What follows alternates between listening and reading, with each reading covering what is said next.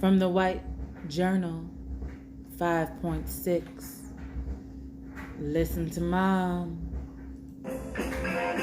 Let me give you some poetry. It's about a teenage story.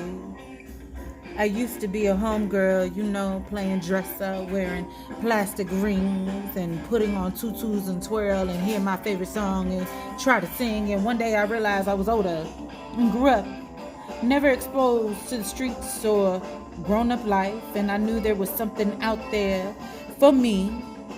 But what? My mother said I was not ready to step out in the world, but I was going to do it right.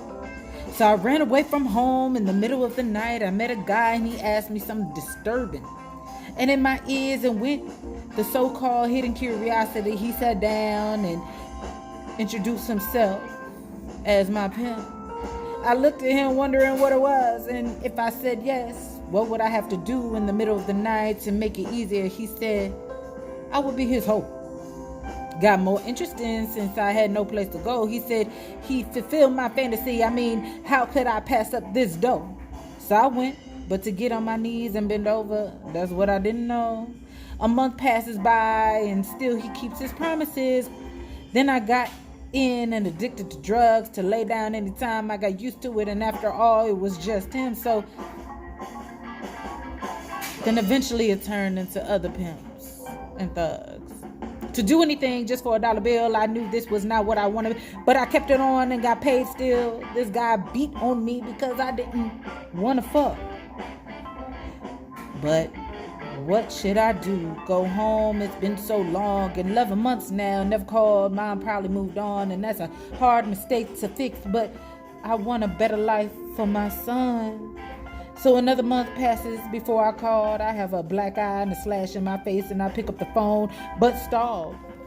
I need to go home now. I have nothing to look forward to but to get laid. But I did call, and this hesitant voice said hello, and I breathed and kept quiet, and I blurted out, "May I come home?" And I heard a click tone and then silence. I started to cry, knowing what I've done, and this phone rang, and I picked up slowly, and it was a late night call, and I said, "No, I want the child support for my son." And then I threw the phone against the wall and it rang again. I let the answering service pick up. It was my mom, and she said, "I'm sorry for hanging up. Yes, you can come home. But before you do, I want to make sure this is the end."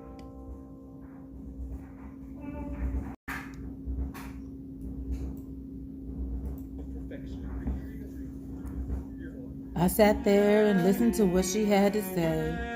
She said, "It's been over a year and I'm surprised you made it this far. I told you it's tough before you had the torture and the wait. I want you to pack your bags and come home." Well, I did that, and this guy looked at me with anger and balled up his face. He didn't let me bow. He hit me so hard it was like veins that burst. He took his gun and shot me in my head. My son crying, he held me on the floor, and a puddle of blood, not quite dead. I heard another gunshot. I heard my son no more. This is not my teenage story. It's not personally true. But if you don't listen to your mom, I can't guarantee it won't happen to you.